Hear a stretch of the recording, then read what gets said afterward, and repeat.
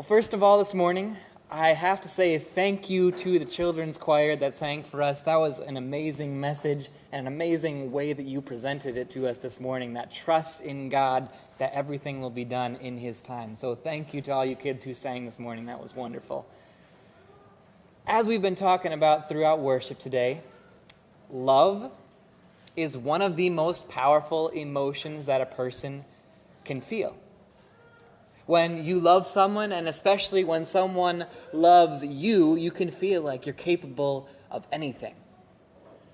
The love of a parent for a child can inspire that child to do amazing things. The love of a spouse for their husband or wife can be a place that is solid in a world where everything else is uncertain. The love of a friend can give you everything that you need to go out and try something new. Love is a powerful and valuable thing. And yet, every one of us in this room knows how quickly and easily love can turn into tragedy. The wonderful, powerful, positive emotion of love can turn into an even more powerful negative emotion. When you love someone who doesn't love you back, then love is no longer a source of joy. Instead, it can be a source of frustration. When you love someone who has sinned against you, no longer are you thinking love is a good thing. Instead, love is producing anger. If you love someone who has passed away, love becomes a source of pain and suffering. Love also can be a complicated thing. In our text for today, we find ourselves with Jesus and with His disciples. We're kind of rewind until about a month ago to Maundy Thursday, the day before Jesus died on the cross. Just before our text for today, we see that Judas has dipped his bread in the cup with Jesus, and he has gone to betray Jesus to the Jews. And so as we hear in the text, Jesus knows that he only has a couple hours left to teach his disciples. He knows that every single one of his words is valuable. And so, with some of Jesus' last recorded words to his disciples before he dies on the cross, he gives them and he gives us a new command: to love one another. He says we must love each other as he has loved us. Two questions we want to answer today.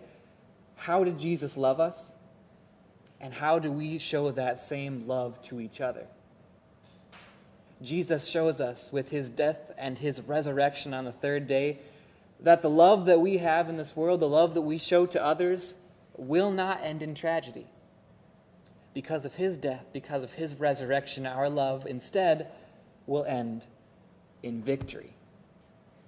I'd like to read again our text for today from John chapter 13, verses 31 through 35. When he was gone, Jesus said, "Now the Son of Man is glorified, and God is glorified in him. If God is glorified in him, God will glorify the Son in himself and will glorify him at once. My children, I will be with you only a little longer. You will look for me, and just as I told the Jews, so I tell you now, where I am going, you cannot come. A new command I give you: love one another. As I have loved you, so you must love one another. By this, everyone will know that you are my disciples, if you love one another." So would it surprise you to hear me say that love can be one of the most dangerous things to our faith? I mean, it probably should surprise you. We just finished reading a text from Jesus' own mouth that says that we should love one another like he has loved us. And if Jesus loves and if we should love, then how can love be a dangerous thing? But we are going to see that love is dangerous. And we're going to look at three different kinds of relations, powerful examples of love. First example is the love that exists between two friends. Second example, the kind of love that exists between a husband and wife. Third example, maybe the most powerful example of sacrificial love that we have in this world, the relationship between a parent and a child. Each one of these kinds of love is powerful in its own way. The love that exists between friends is powerful because friends almost always have known each other for a long time. They have a lot in common. They see each other often. And so the friend knows everything about you. They know what you like. They know what you don't like. They know what you're good at. They know what you're not good at. They know how to make you laugh in a time of trouble, and they know the exact advice to give you at every circumstance. The love between friends is powerful. Love between husband and wife, of course, is very powerful as well. They are each other's best friends, perhaps. They know everything about each other. They share with each other. They share their home. They share food. They share their money. They share their lives together. In a perfect marriage, there is no perfect marriage in this world, but in a perfect marriage, husband and wife support each other in everything, and they love each other despite their flaws. Love between husband and wife is powerful and beneficial. Then we get to the relationship between parent and child. Like I said, perhaps the most powerful example we have of sacrificial love. Because when that child comes into the parent's life, the parent gives themselves to that child, and they don't expect anything back. They spend time, they spend their treasures, they spend their emotions, all to ensure that this child will have a successful life. In each of these examples of love, love is a beneficial thing, a powerful thing, and it's something that God has intended for us to experience. But at the same time, like I said, love can be dangerous. And it's when love is at its best that it's also at its most dangerous. And the reason that I say that is because when love is at its best, we can stop. The temptation will always be to stop thinking about the fact that God is love. We stop thinking that God is love, and we start thinking that love is God. When we get everything that we need out of our earthly relationships, then we stop feeling the need for a relationship with our Father in heaven. So what does that look like? For love to be God in our relationships between two friends, love can become God when we depend on that friend for so much that we'll do anything to keep them as part of our lives, including doing things that God doesn't want us to do. Love can become God in the relationship between a husband and wife as well, when our significant other gives us everything that we need. We feel so happy, we feel so fulfilled in our marriage that we feel no need for a relationship with God. And perhaps we can fall most easily into thinking that love is God in relationships between parents and children. We can easily start thinking, I don't want to bring my child to church because I don't want them to get sick. I don't want to bring my child to church because I don't want them to get bored. Or I don't want to bring my child to church because I want to spend some quality family time together on Sunday mornings. Even when love is at its best, it can also be at its most dangerous. There's a Christian writer that you may have heard of. His name is C.S. Lewis. Lived about 100 years ago, and he wrote a lot about love, both its victories and also its tragedies. He wrote this about love. He said, "Don't let your happiness depend on something you may lose. Because if love is going to be a blessing and not a tragedy, it must be love for the one that will not pass away." The loves of this world can easily pass away. The love that exists between two friends can pass away easily if there's just one argument. One friend says something that hurts the other friend, and all of a sudden this space starts to grow between them, and it grows larger and larger and larger until there's no hope of any kind of forgiveness or reconciliation. Love can pass away between a husband and a wife after years and years and years of putting up with the little things that we don't love about our spouse. Or after the 15th argument when one person says something that's just too hard to forgive. It can feel like there's no love left. Love can even pass away in the relationship between a parent and a child. As the child grows up, they become rebellious against their parent, or the parent does something that drives the child away.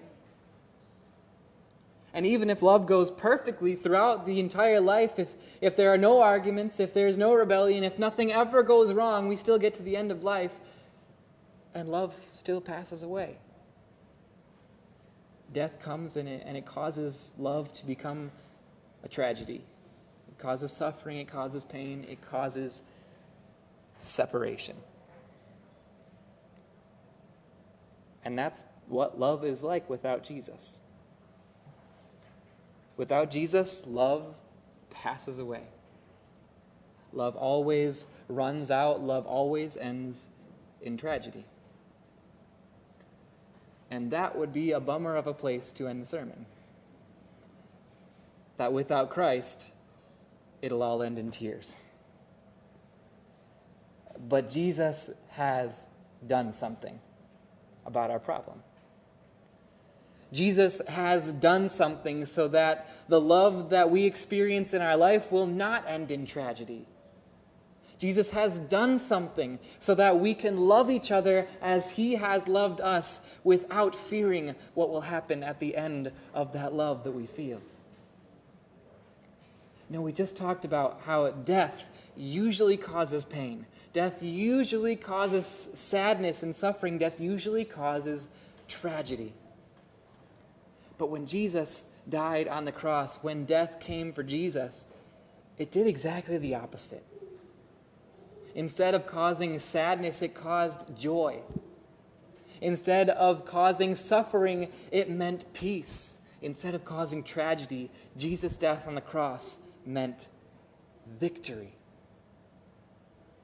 When Jesus died, when Jesus rose on the third day, he declared victory over death, over sin, over the devil, forever. And he gave that victory to us. And in that way, we know that the love that we experience between friends, between spouses, between parents and children will not end in tragedy, but in victory. Because we know that Christ's love carries us through. And so then, how do we show this kind of love to others? The best way to sum it up is to say that we can share our love for others by reminding each other of the love that Jesus has for us. So in the relationship between friends, when there was no hope for forgiveness, we think about Jesus' forgiveness that he gave us on the cross, and there is reconciliation between the two friends. And between a husband and wife, even in the darkest moments, even when it seems that there is no love there, we look at what Jesus' love drove him to do, to die on the cross for us, and we know that there is always love when there is Jesus. We think about the relationships between a parent and a child, where there is rebellion, where there is disobedience, where the love has seemed to be broken. We think of everything that our Father has done for us as our children, all the forgiveness, all the patience that he showed for us, and we know that Jesus' love ends in victory. Jesus has given us a command today, a new command to love each other as he has loved us. So if we're feeling lazy in our relationships, we can look at Jesus' example of all the times that he was the opposite of lazy in his work for us. When we are uncaring in our relationships, we look at Jesus and we see all of the care that he showed us and continues to show us as he carries us on through this life. when we are mean-spirited. We look at the love that Jesus showed to the unlovable, to every single one of us who sins daily, and what he did to show them his love. Jesus commands us to love one another as he has loved us. And the reason that he commands us to love each other is so that we can show his love to the world in everything that we do. When people see us showing Christ's love to each other, they will recognize that love. They will recognize who Jesus is and why he did what he did. Why he died on the cross. To assure us that the love that we experience in this world will not end in tragedy, but in victory. In the victory that he declared over sin, over death, over the devil, forever. Amen.